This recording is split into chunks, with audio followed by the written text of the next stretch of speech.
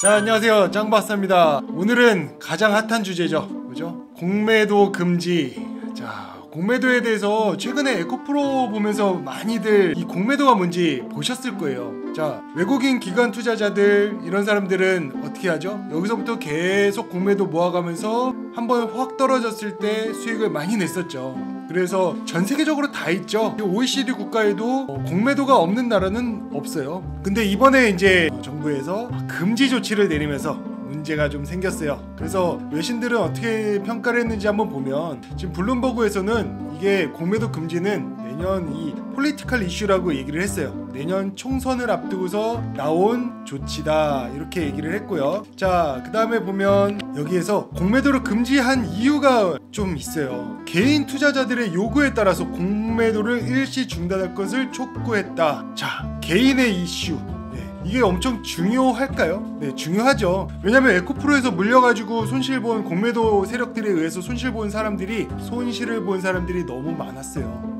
그것도 맞는데 그러면 미리 얘기를 좀 해주던가. 근데 언제 얘기를 했죠? 일요일까지는 가만히 있다가 갑자기 언제? 월요일부터 공매도 금지를 시행합니다 라고 이제 얘기를 하면서 일요일날 얘기를 했어요. 일요일날.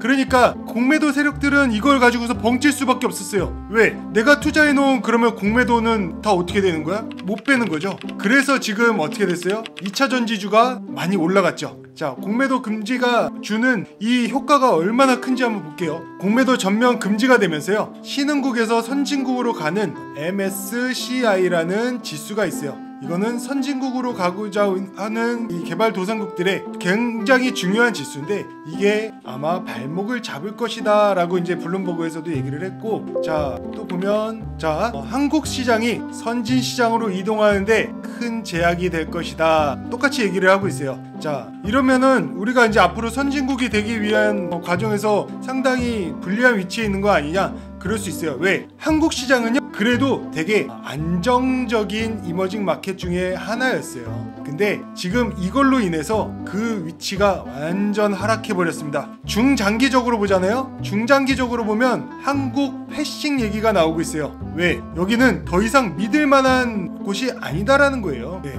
한국 시장은 앞으로 이런 불확실성에 우리는 투자할 수 없다. 왜? 공매도 세력이 잘못된 건가요? 잘못된 것도 물론 불법이 행해지는 공매도가 있어요. 그렇지만 이걸 잡고자 초가삼간을 다 태워버리는 거예요. 자, 이런 불확실성의 높은 시장에 누가 투자를 하겠냐고요? 공매도가 한 번도 없었던 건 아닙니다. 공매도 금지 조치는 여태까지 역사상 4번이 있었습니다. 엄청나게 떨어질 때, 글로벌 금융위기, 코로나, 이때 대폭락장이 예상될 때 금지 조치가 있었지만 이번이 4번째입니다. 근데 이 전과는 달라요. 전과는 이 상황 자체가 다릅니다. 그때는 상당히 중요한 이슈들이 있었고 그럴 수밖에 없었어요. 근데 갑자기 이렇게 한다? 이거는 블룸버그에서 얘기한 대로 이러한 이슈가 있었던 것 같아요. 네. 다 신문들에서, 뉴스에서, 외신들에서 얘기하는 게 지금 한국의 어떤 총선에 의해서 그러한 조치를 내린 거 아니냐, 표심 잡기 아니냐. 물론 정치적인 얘기를 하고 싶진 않지만 그런 얘기들을 하고 있기 때문에 외신들이 그렇게 바라보고 있다라는 거, 그게 지금 이러한 주가를 끌어올리는 데 중요한 역할을 했죠. 자, 2차 전지주가 날라갔어요. 이거 지금 왜 올라갔을까요? 자, 이게 왜 올라갔을까라고 이제 보면, 자, 그동안 모아놓은 공매도에 대한 물량이 많았었어요. 근데 아까 말씀드렸다시피 이걸 하루아침에 하다 보니까 이걸 정리를 못했어요. 그러다 보니까 공매도는 어떻게 해야 돼요? 떨어져야 수익인데 이 자금들이 지금 끌어올리고 있어요. 왜? 많이 매수해 놓은 공매도 이 자금이 거의 3조 원 가량 된다라고 얘기를 해요. 이 금액을 빼가기 위해서는요, 공매도 쳐놓은 거 이거는 청산을 시켜야죠. 떨어지는 거 청산시키되 본전이라도 찾기 위해서 이거를 끌어올려야 내 원금을 찾아갈 수 있다. 그래서 상승시키는 거고, 이렇게 상승된 주가가 과연 버블이냐 아니냐를 봤을 때 이거는 무조건 버블이 낀 거죠. 버블이 낄 수밖에 없습니다. 그래서 여기는 더 이상 들어갔다가는 그냥 박살날 수 있기 때문에 항상 조심하셔야 되고, 자, 그러면 과연 이렇게 하는 공매도가 나쁜 것이냐?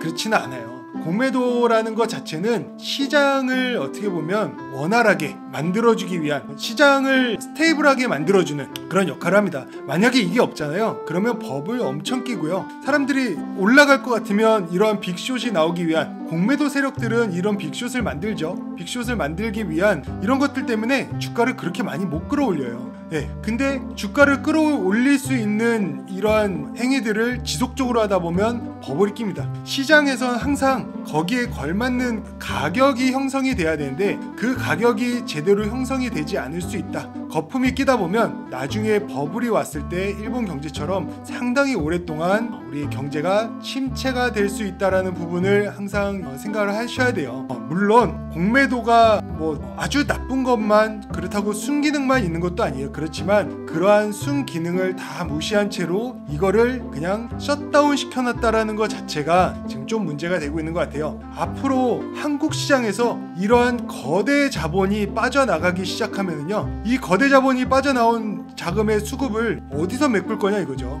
이 자본들이 다시 들어올 때까지는 앞으로 한국 시장이 가지고 가야 될 엄청 큰 과제가 남아있다라고 봅니다. 그렇기 때문에 이거는 앞으로는 꼭 가져가야 되는 기능들이 탑재가 되어 있는 게 이 공매도인 것 같고요. 자, 이거를 하기 위해서 우리가 또 그것만 있는 건 아니죠. 뭐 항상 비트코인에도 있고요. 자, 공매도가 비트코인에만 있는 건 아니죠. 우리 이제 항상 말씀드렸다시피 우리는 코인을 또 많이 하니까 이렇게 떨어질 때, 이때는 또 공매도로 우리도 개인들도 수익을 많이 낼 수 있는 게 또 코인의 선물 시장의 역할이기도 하고. 자, 이렇게 올랐어요. 날봉으로 봤을 때 이만큼 올랐으면 이 추세선 상단 맞았을 때 또 떨어질 수 있음을 예상해야 되고, 이만큼 손절 스탑로스죠. 스탑로스 잡고 또 이만큼 가다 보면 손익비 좋게 할 수 있는 게 우리가 지향하는 앞으로 해야 될 투자자로서의, 자, 그냥 올라간다 라고 보는 건 뭐예요? 장기 투자를 하는 거고요. 저희는